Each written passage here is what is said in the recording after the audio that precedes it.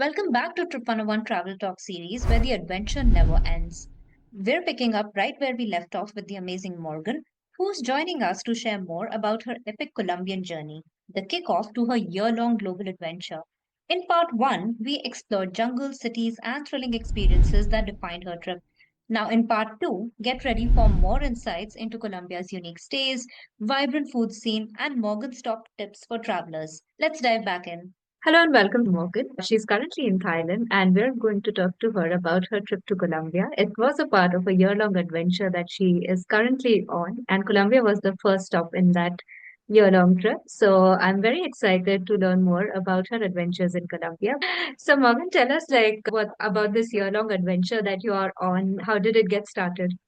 Yeah, so started in Colombia, which was such an excellent choice. Colombia is such an underrated place, and it was the perfect kickoff spot. But how did you plan this? How did you decide to go on 1 year of travel adventure? So I decided I wanted to travel full time. So this is this year, but I've done several legs. I started traveling September of 2023. So a year and a half now. So I've been full-time traveling ever since. And I will usually do a few months, come back home, reset, visit all my friends and family, and then head off again. But I knew this leg was going to be a long one because I wanted to make it to Asia.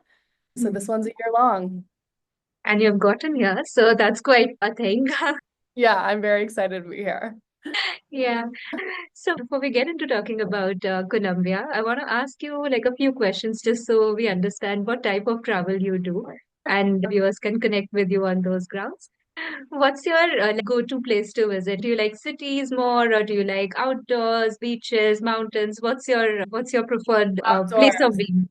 outdoor all the way. I'm much more grounded in nature, like the peace, the beauty, and just while traveling, nature is so accessible and honestly usually cheaper. So I'm a nature girl. Oh.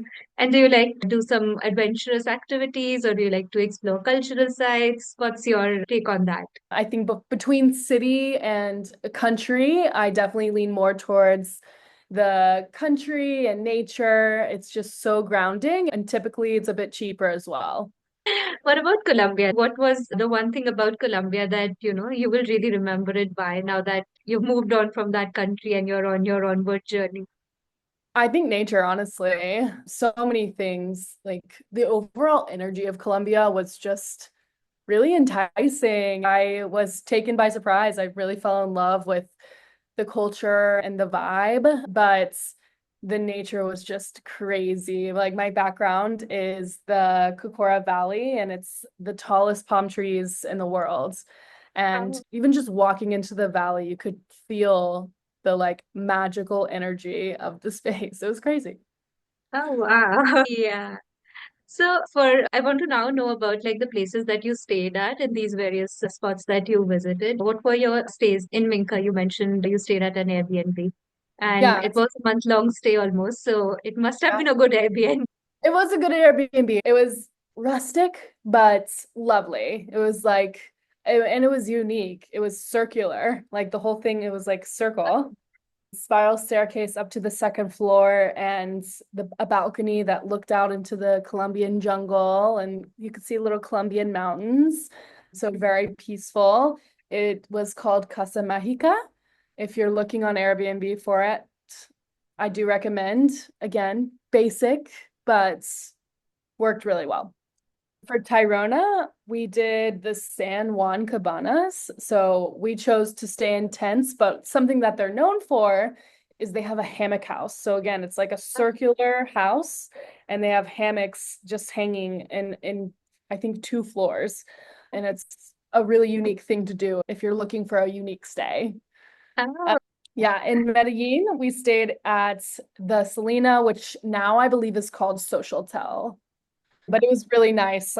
I really enjoyed that layout. It had a very unique layout. In Guadalupe, same, very unique place. Highly recommend this hostel. It was totally affordable, and you can do it in many different ways. They have like more like classic private rooms. And then they have glamping, like canopy glamping tents, which was really beautiful, a great experience. And if you're an artist, they actually have a recording studio as well. So Oh, like it's a known like artists artist hostel. And you can tell, you can really feel the energy. oh wow. That's pretty cool. Yeah. And then Artistic stay for the artistic town.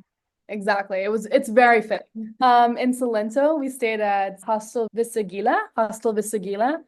But again, this is definitely a place for your more woo-woo hippie energy people. Great stay, cheap rooms, but yeah, I would say if that's not your thing, you might be better off looking for a different option. Okay. And then in Cali, we stayed at Oasis Cali Hostel. And this place was really nice because we actually took the salsa lessons, the personal salsa lessons there. So it Oh, was pretty, okay. They found the instructor for you as well. yes. And they have plenty of instructors. Okay. So all your stays were a little bit unique and a little bit like matching with the vibe of the place that you were Yeah. in. For me, that's the whole point of travel. You want to see the energy of the place. And that was something that was really cool about Colombia in general, now that I'm like thinking back to it, is that's so true. Each city really had its own energy and its own vibe, which I feel like is pretty unique. So Yeah. What about the hostel at which you did all the adventure activities? Did you stay at that hostel as well?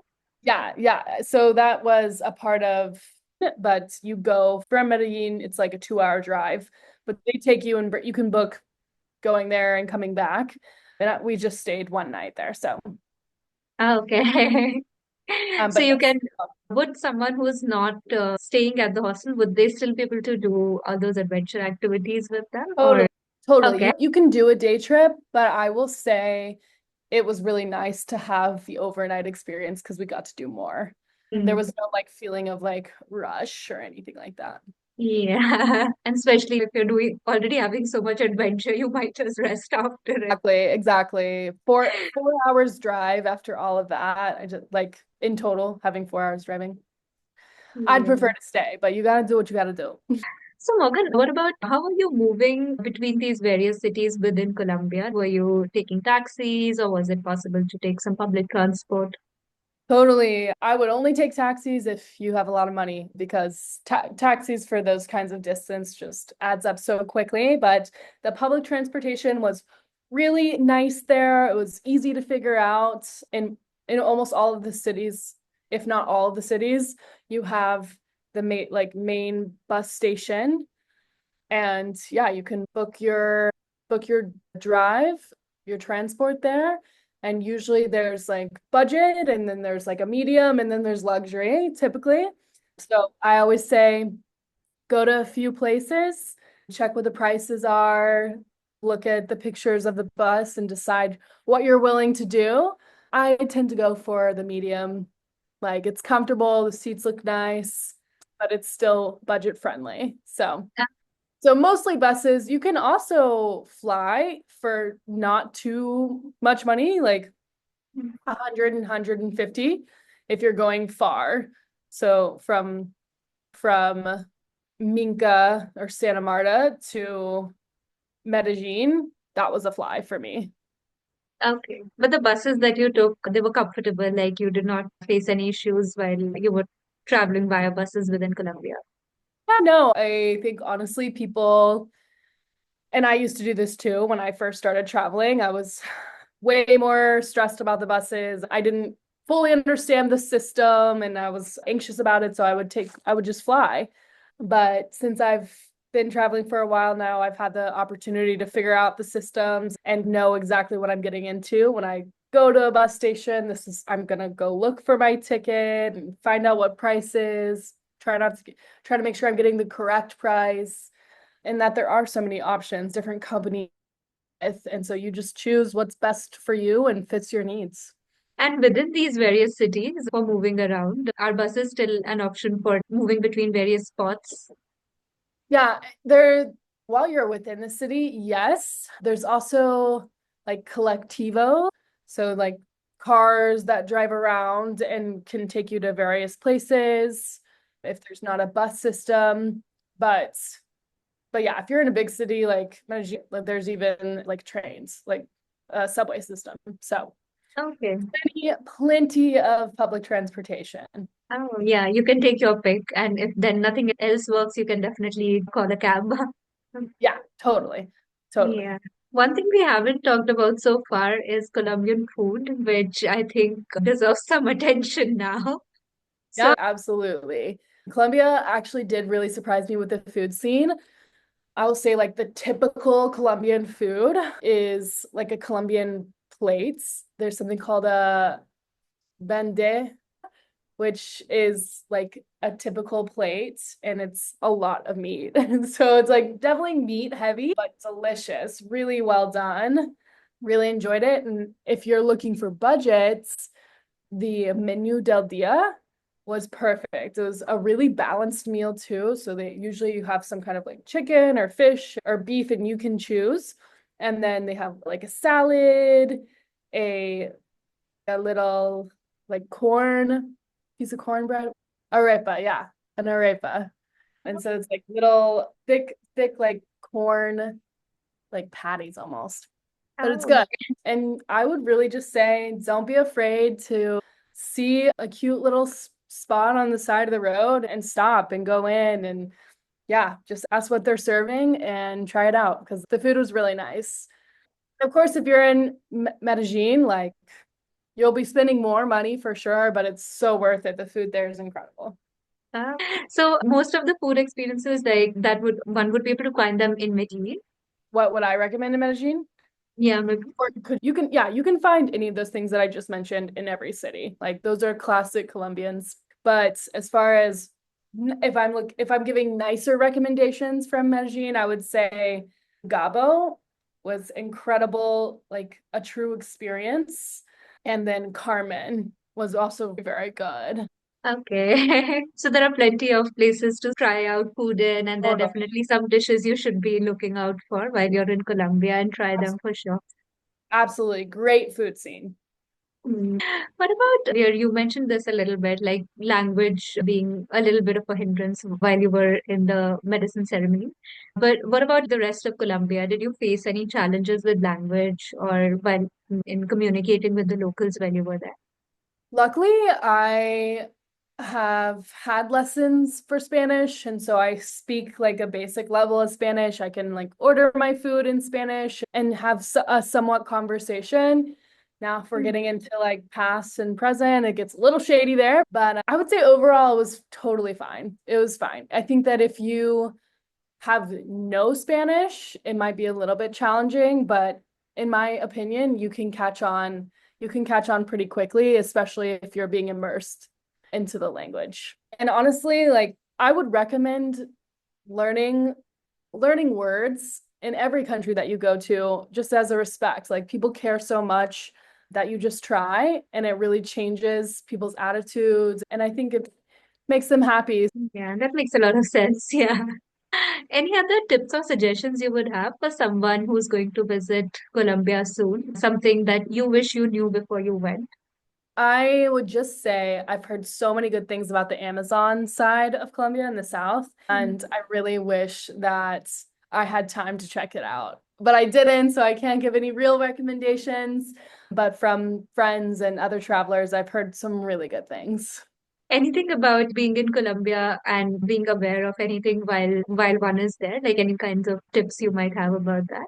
Yeah, I would say if you are taking public transportation in Medellin specifically, but any major city, just like anywhere else, I would just be aware of pickpocketing. So if you're gonna go on public transportation, like when you have your bag, put it in the front, make sure everything is zipped, wallets, phones, keys, like they should be in the bag and the bag should be zipped and in front of you so that you can see it, you know what's going on. That would be as far as safety goes. That's my main one, but just be aware like you have a wonderful head. Everyone has a wonderful head on their shoulders. So be aware, be present, and yeah, don't do anything too crazy. Just be normal and you should be okay. Good advice for anywhere. Yeah. Right? That's how I feel about traveling. I think that yes, there are definitely places in the world that are more dangerous or have issues, but with all of that, like You just should be aware, be smart, Mhm. but don't let fear keep you from exploring. For sure. What about cash? Did you have to carry a lot of cash with you, or was it possible to make card payments or digital transactions? If you're going to be in the smaller towns, per usual, cash is king. But as far as all of the major cities, I mostly use card. Okay. Morgan, it's been really great learning all about your Colombia trips, and I for sure have learned a lot more about Colombia than I already did from the TV shows that I have seen.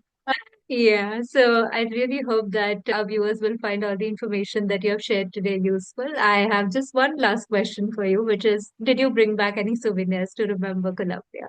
Yes, coffee. The Colombian coffee is like Colombia is known for coffee. There's a coffee triangle and it is incredible. It's the kind of coffee that you don't need to put sugar in it. You can just drink the coffee. Oh, wow. Yeah. So that is one thing I would definitely recommend. Oh, wow. So is this like a specific brand or is it available all over Colombia? Yeah, you can find there's several different types of brands. I would obviously just go local, don't buy anything from mass chains, but Colombians know what they're doing with their coffee. So Okay. Oh, wow.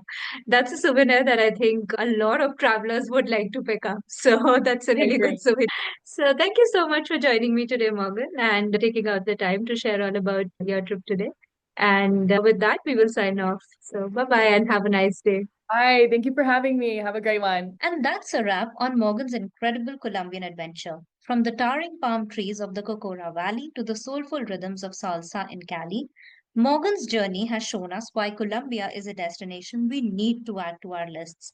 A huge thank you to Morgan for sharing her stories and inspiring our wanderlust. If you've loved this episode, please like, share, and subscribe to our channel for more unforgettable travel tales. Until next time, keep exploring, stay curious, and safe travels.